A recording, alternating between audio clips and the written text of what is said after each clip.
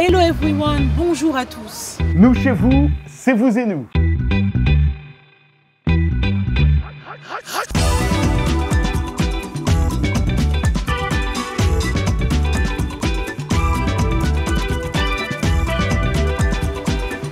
Ravi de vous retrouver dans votre émission hebdomadaire Vous et nous. Une nouvelle fois cette semaine, nous quittions les studios habituels pour cause de coronavirus. C'est une manière pour nous de maintenir nos programmes tout en respectant les consignes sanitaires.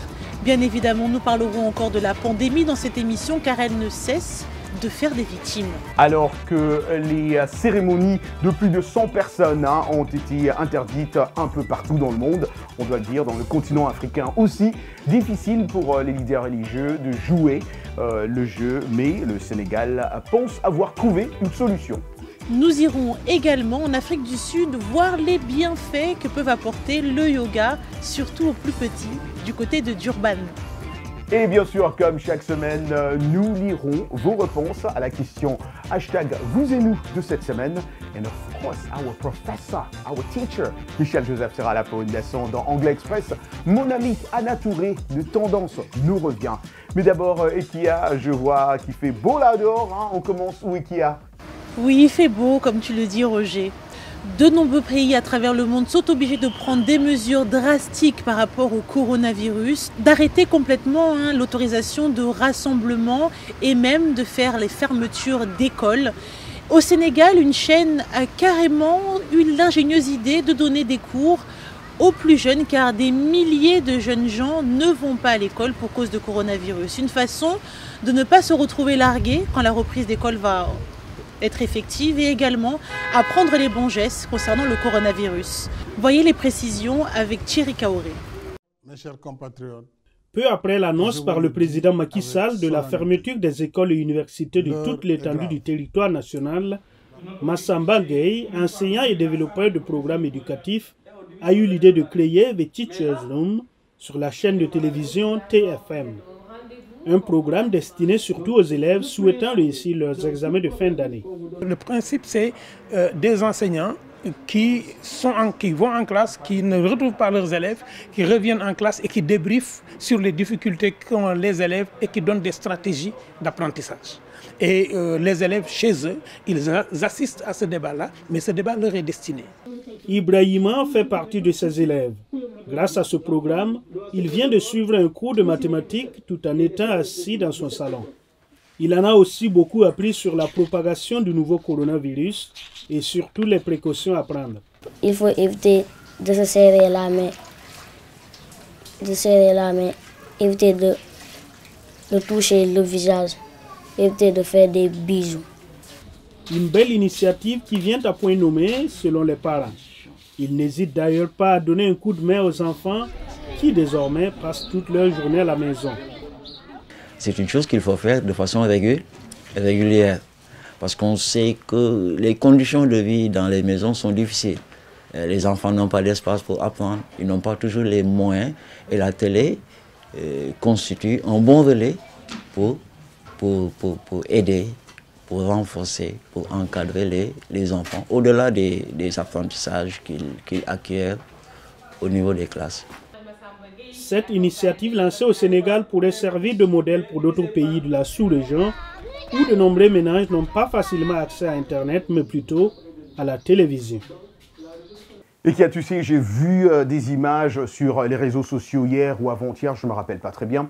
On y voit la police zimbabwéenne en train de matraquer aveuglement des fidèles d'une église qui a décidé d'ouvrir ses portes pour la célébration dominicale, malgré l'interdiction des autorités signalant que plusieurs pays ont décidé, dirais-je, d'interdire des rassemblements de plus de 50 personnes et surtout de fermer les lieux de culte, quels qu'ils soient. Effectivement, Roger, j'ai vu des images avec cette police qui est de plus en plus sévère vis-à-vis des personnes qui ne respectent pas les consignes de sécurité.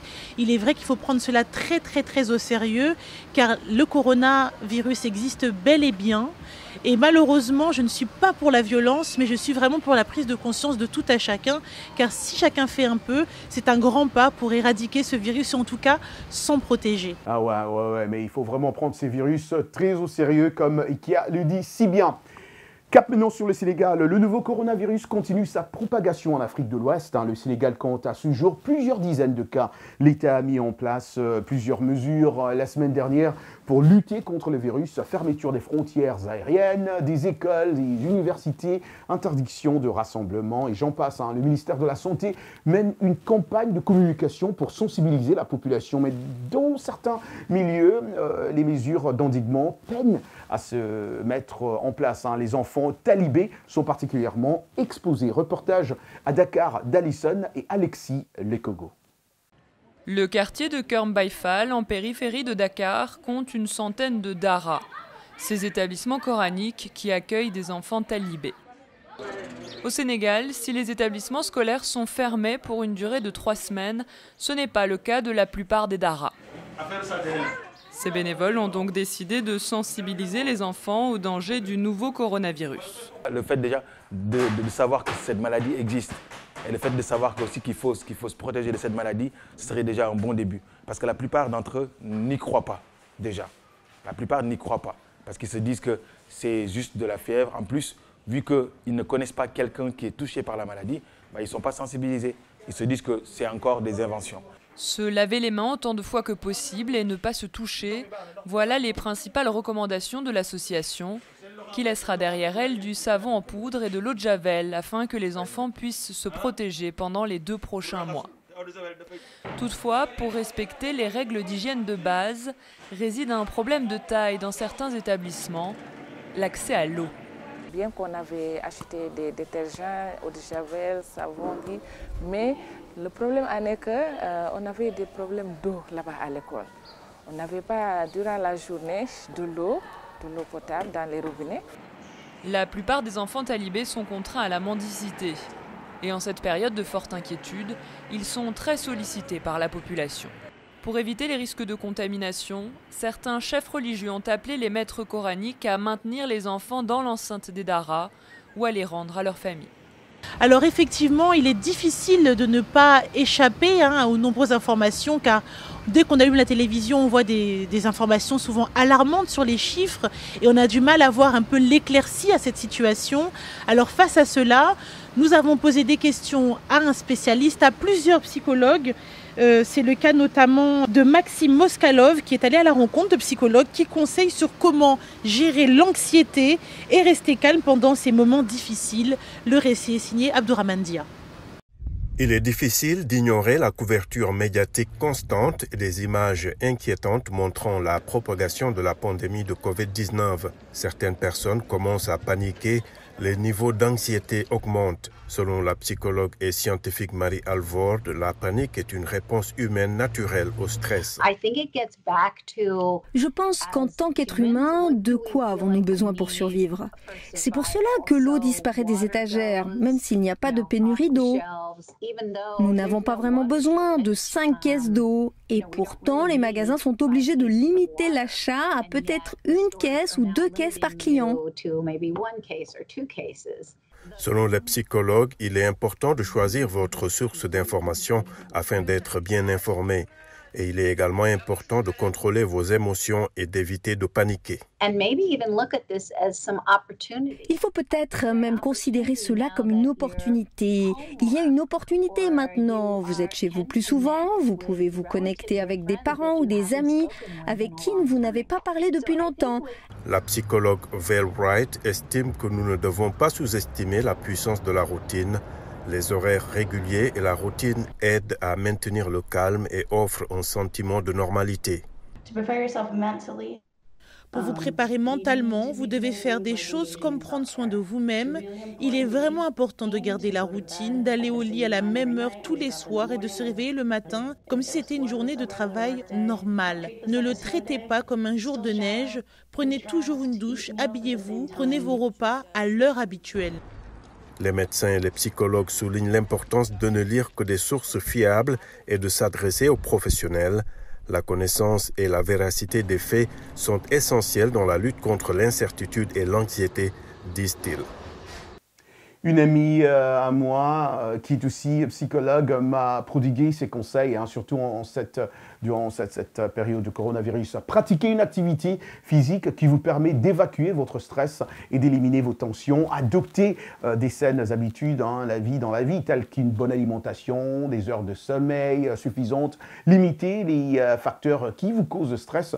Accordez vos petits plaisirs, par exemple, écouter de la musique, prendre un bain chaud, lire et j'en passe. Mais surtout, elle a insisté, restez en contact avec les gens qui vous font du bien. Restez en contact avec les gens qui vous font du bien.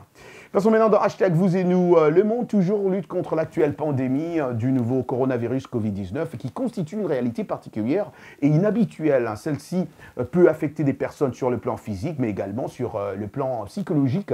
Dans la rubrique Hashtag Vous et Nous de cette semaine, nous vous avons demandé comment gérer l'anxiété et le stress pendant cette pandémie. Christiana Politza Kinshasa, je crois que la lecture, la musique, la prière, des médias, des réseaux sociaux sont des remèdes nécessaires. Moïse Boulamba, de son côté à Kinshasa, en République démocratique du Congo, dit « Il faut couper la télévision pour gérer le stress ou l'anxiété pendant cette période, car les médias ne cessent de fournir des informations chiffrées alarmantes. » Elikia Trioni à Lubumbashi, je fais tout pour occuper mon temps. Je fais plus de sport, j'écoute de la musique, je m'amuse avec différents jeux. Omar Ibrahim à Niamey au Niger, on a la lecture ou la musique, mais il serait bien de créer des plateformes de jeux et des blagues. Alors voilà, il nous a donné quelques pistes. Vous avez pu donner vos nombreux avis concernant la question de l'anxiété, comment la gérer pendant cette période de crise. Vous êtes nombreux sur la toile à également égayer le quotidien de tout à chacun avec de nombreux challenges ou de nombreux défis qui sont relevés par tout à chacun de nous finalement.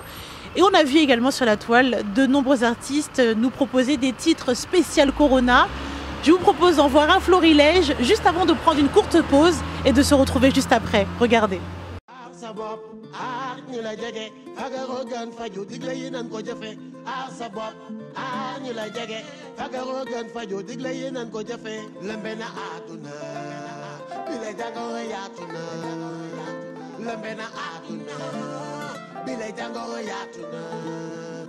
Lëmbetina aduna am na Sénégal dugg na ci gox yi am na ñi mu dal nañu moytu salte set setal question de santé nationale.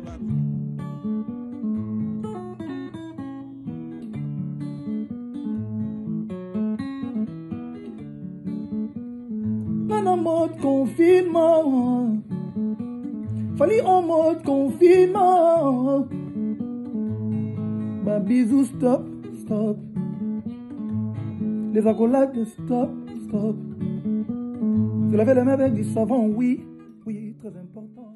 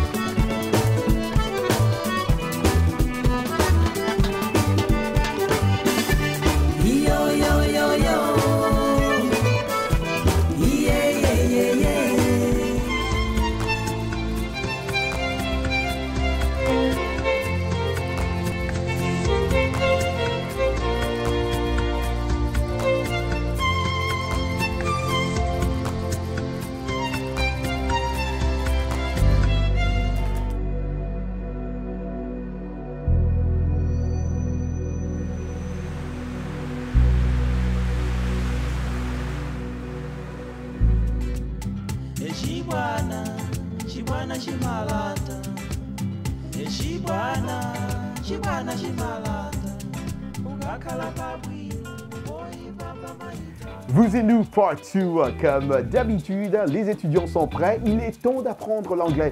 Et c'est bien sûr avec la super Michelle Joseph dans Anglais Express. Bienvenue à l'Anglais Express. Les verbes used to et would. Used to et would, ça veut dire avoir l'habitude de faire quelque chose. Et les deux décrivent une action à répétition dans le passé.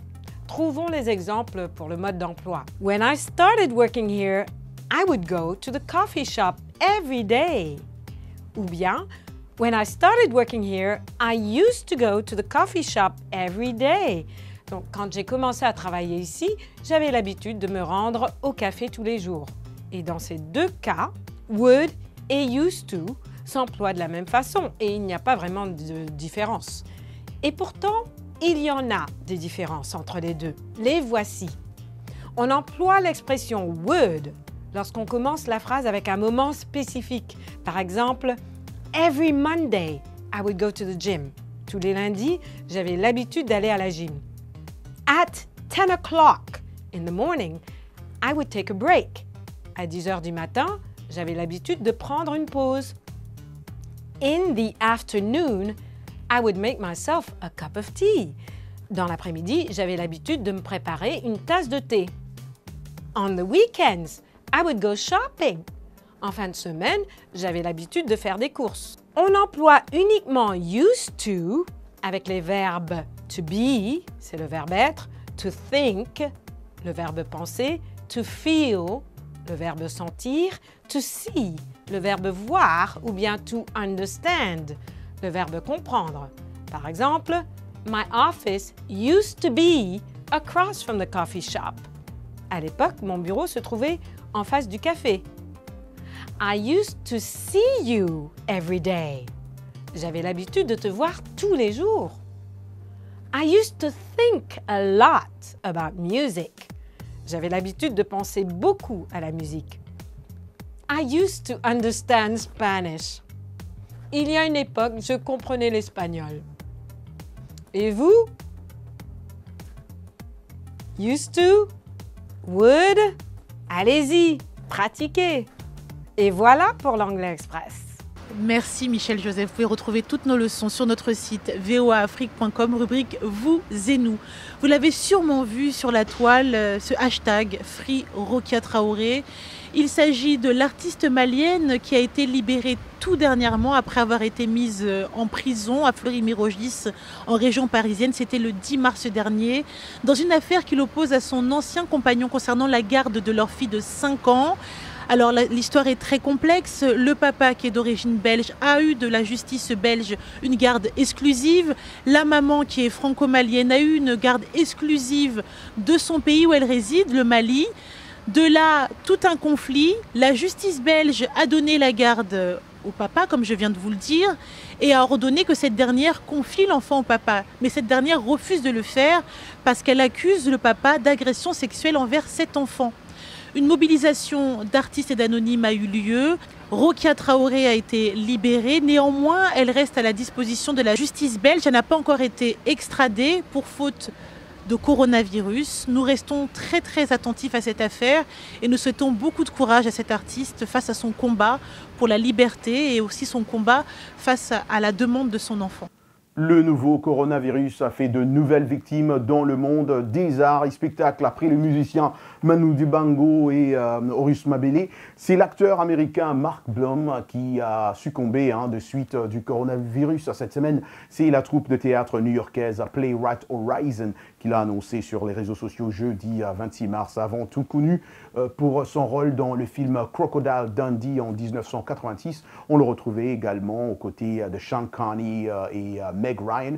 2 ans plus tard, dans le Presidio base militaire San Francisco, Mark Blum s'était aussi fait remarquer en 2018 dans la série Yo, diffusée sur Netflix, dans laquelle il interprète le libraire Mooney, paix à son âme. Et tout de suite, place à Tendance avec mon ami Anna Touré.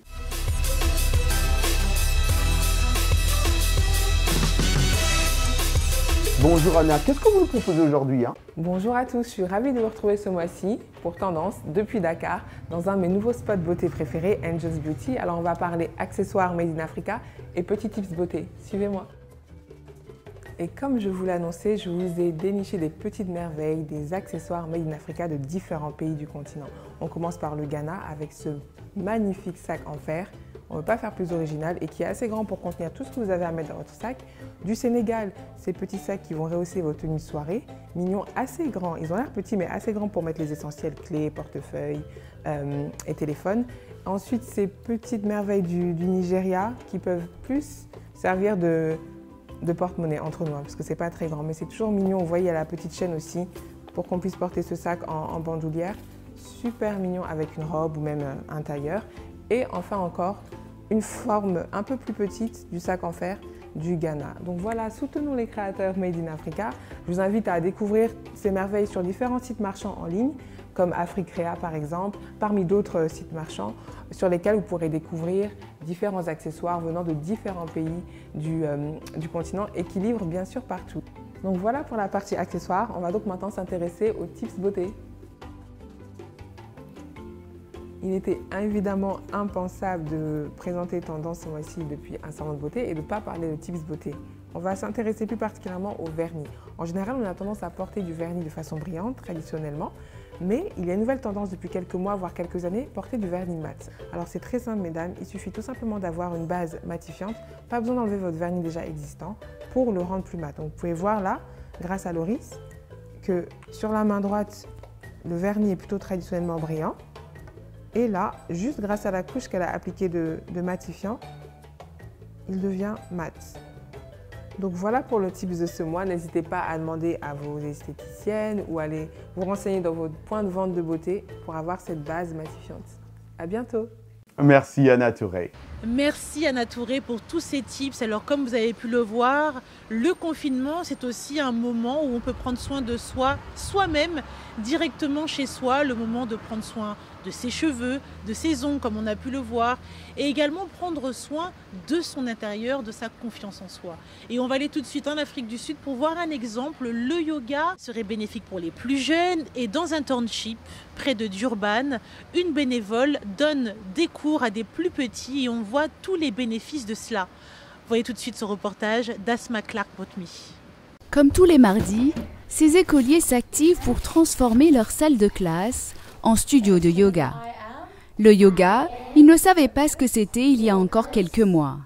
Grâce au volontariat d'Anastasia, passionnée de la discipline indienne et soucieuse de partager ses bienfaits, ces enfants issus de familles dans le besoin ont aujourd'hui les outils pour faire face à certaines difficultés du quotidien.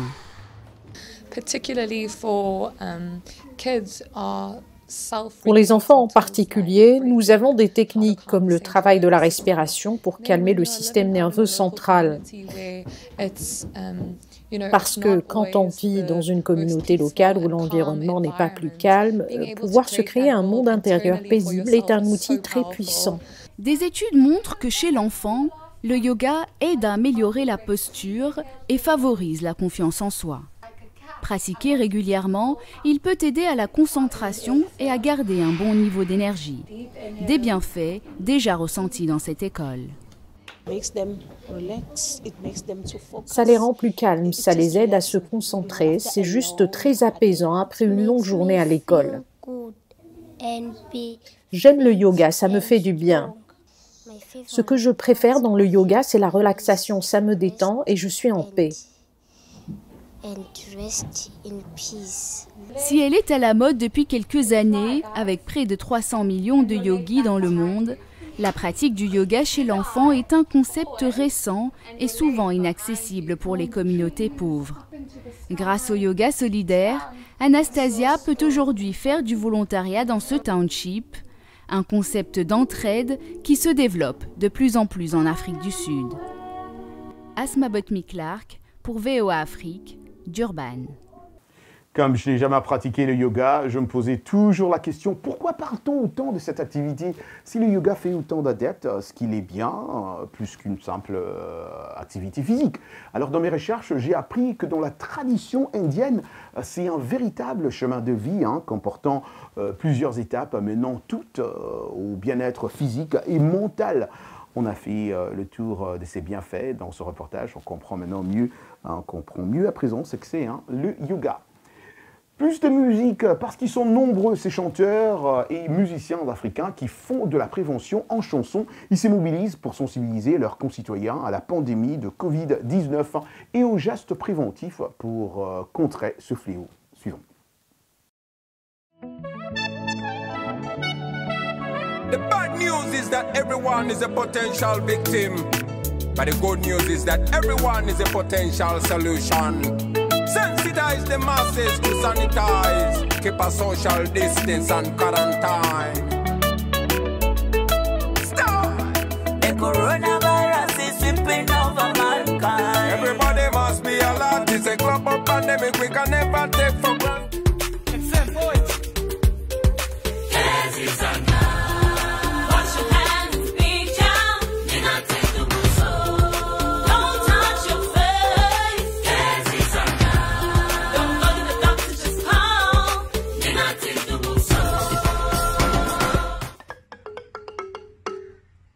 Karibuni Tanzania. Hakuna corona. Karibuni Tanzania. Hakuna corona. Karibuni Tanzania. Hakuna corona.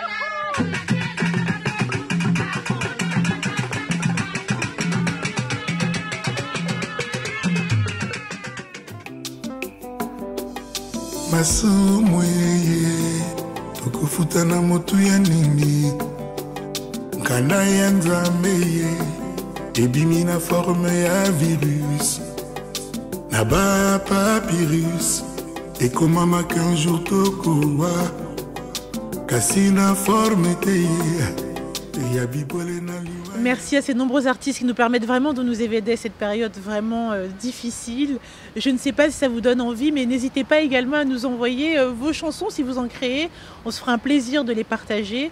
En tout cas, c'est déjà l'heure de se quitter et je fais un grand clin d'œil à Walf TV qui nous diffuse au Sénégal.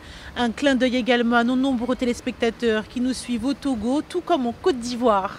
Merci chers téléspectateurs, merci Ekia, merci Jean-Louis, merci Salwa, merci Gabi, merci à toute l'équipe télé parce que vous travaillez durement. Merci à vous tous aussi qui nous suivez partout via nos stations partenaires. N'oubliez pas que face à la pandémie du nouveau coronavirus, l'inquiétude est réelle.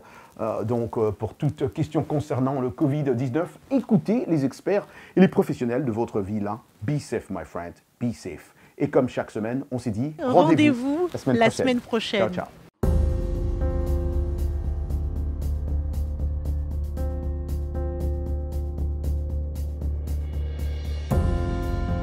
We are teleworking. Je suis là-bas.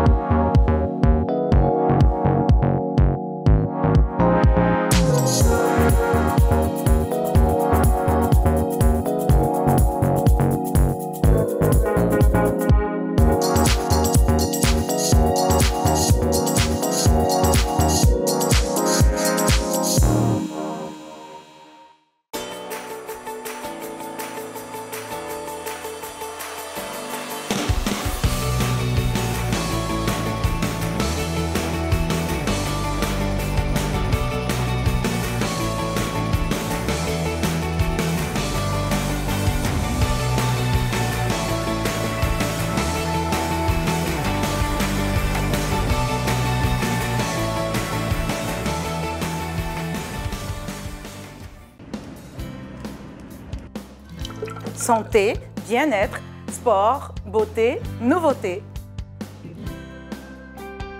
Carnet de santé est l'émission hebdomadaire qui vous veut du bien. Des chroniques, des reportages, des témoignages recueillis sur le continent et ailleurs. Chaque semaine, je vous donne rendez-vous pour une consultation avec nos experts. Carnet de santé vous donne la parole. Vous leur posez vos questions et recueillir leurs conseils. De Washington, Linor Moudou vous propose Carnet de santé, votre nouvelle émission de santé de la Voix de l'Amérique.